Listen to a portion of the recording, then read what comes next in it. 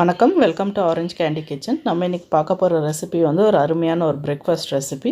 So நம்ம செய்ய போகிற ரெசிபி வந்து eggless banana pan cake. So அது வந்து குழந்தைங்கள ரொம்ப ஃபேவரட்டான ஒரு பிரேக்ஃபாஸ்ட். ஸோ வாங்க ஈஸியாகவே வந்து பனானா பேன் கேக், அதுவும் எக்லெஸ் வந்து நம்ம வீட்டில் எப்படி அது செய்யறதுக்கு தேவையான பொருள் செய்முறை என்னென்னு வாங்க பார்க்கலாம். இதுக்கு வந்து நான் வந்து 4 வாழைப்பழம் எடுத்திருக்கேன். ஸோ ஃபஸ்ட்டு வந்து நம்ம தோல் உரித்து இந்த வாழைப்பழத்தை வந்து ஒரு மிக்சிங் பவுலில் வந்து சேர்த்துக்கலாம்.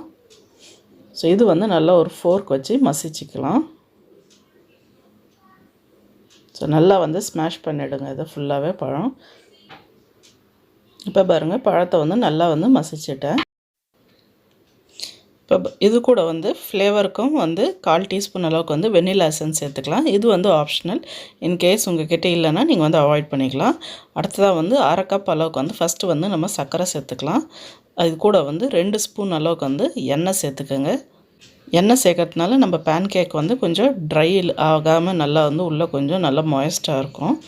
ஸோ நல்லா எண்ணெய் சேர்த்துக்கிட்டுங்க 2 ஸ்பூன் அளவுக்கு. இப்போ இதில் வந்து நல்லா வந்து மிக்ஸ் பண்ணி விட்டுக்குங்க. ஸோ சர்க்கரைலாம் வந்து நல்லா கரையணும். நீங்கள் வேணால் இந்த மிக்ஸை வந்து மிக்சியில் போட்டு கூட அரைச்சி வந்து பேஸ்ட் பண்ணி எடுத்துக்கலாம்.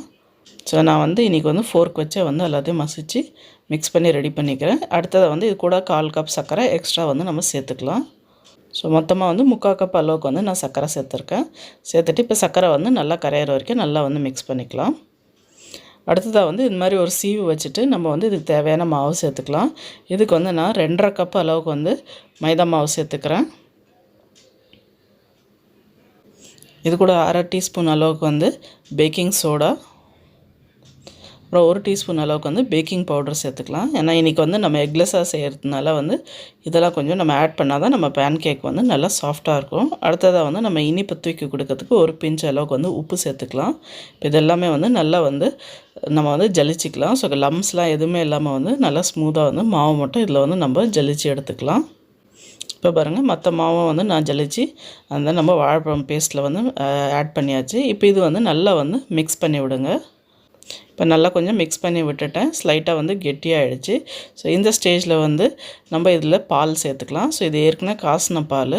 ஸோ இது கொஞ்சம் கொஞ்சமாக வந்து நம்ம ஆட் பண்ணிக்கலாம். இதில் ஒரேடியாக பாலை சேர்க்காதீங்க. ஸோ காசி ஆற வச்ச பாலை வந்து கொஞ்சம் கொஞ்சமாக சேர்த்து நல்லா வந்து கலந்து விடுங்க. அதை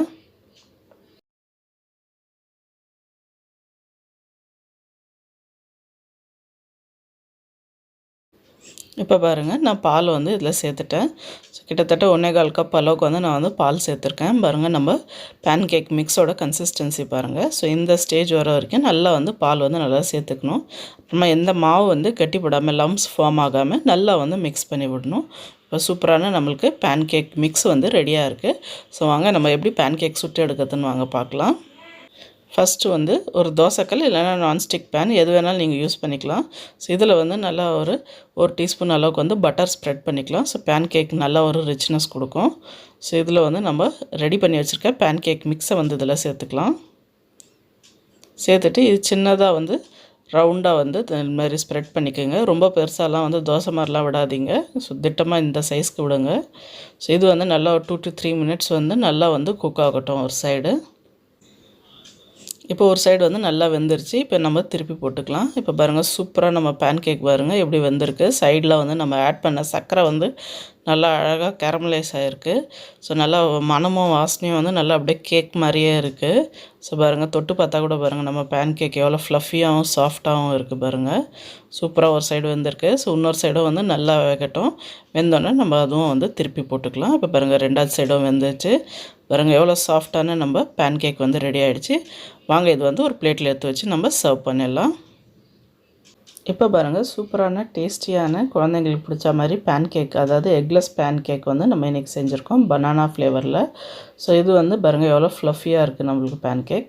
நல்ல ஒரு எனர்ஜெட்டிக்கான ஒரு பிரேக்ஃபாஸ்ட். நல்லாவே காலையில் வந்து குழந்தைங்களுக்கு வந்து செஞ்சு கொடுத்திங்கன்னா நல்லா சர்க்கரை அப்புறமா மாவு பழம் இருக்கிறதுனால நல்ல ஒரு எனர்ஜி கொடுக்கும் குழந்தைங்களுக்கு. நல்லா வந்து ஃபுல் டேக்கு வந்து நல்லா எனர்ஜெட்டிக்காக இருக்கும்.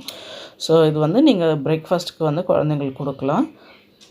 இன்கேஸ் நீங்கள் வந்து குழந்தைங்களுக்கு இது வந்து கொடுக்குறீங்கன்னா நீங்கள் இன்னும் எக்ஸ்ட்ரா ஸ்வீட்னஸ்க்காக வந்து மேலே வந்து தேன் கூட வந்து இந்த மாதிரி வந்து நல்லா ஸ்ப்ரெட் பண்ணி கொடுக்கலாம். ஸோ இன்னும் நல்லா கொஞ்சம் ஸ்வீட்டாக இருக்கிறதுனால குழந்தைங்க இன்னும் நல்லா விரும்பி சாப்பிடுவாங்க. ஸோ பார்க்கறதுக்கும் பாருங்கள் நல்லா சூப்பராக இருக்குது நம்மளுக்கு பேன் கேக்கு. ஸோ பேன் கேக் மேலே வந்து ஹனி சேர்த்ததும் இன்னும் ஒரு நல்லா சூப்பராக இருக்குது. ஸோ இது வந்து நீங்கள் ஃப்ரெஷ் ஃப்ரூட்ஸ், ஃப்ரெஷ் க்ரீம் அது கூடலாம் வச்சு சாப்பிட்லாம். ஸோ நல்லா அருமையாக இருக்கும். குழந்தைங்களும் நல்லா விரும்பி சாப்பிடுவாங்க. கண்டிப்பாக இந்த ரெசிபி ட்ரை பண்ணி பாருங்கள். ட்ரை பண்ணி பார்த்துட்டு எப்படி இருந்துச்சுன்னு வந்து கீழே கமெண்ட் செக்ஷனில் சொல்லுங்கள். அப்புறம் இந்த வீடியோ உங்களுக்கு பிடிச்சிருந்தா லைக் பண்ணுங்கள், ஷேர் பண்ணுங்கள். அப்புறம் மறக்காமல் எங்கள் சேனல் ஆரஞ்ச் கேண்டி கிச்சனுக்கு வந்து சப்ஸ்கிரைப் பண்ணுங்கள்.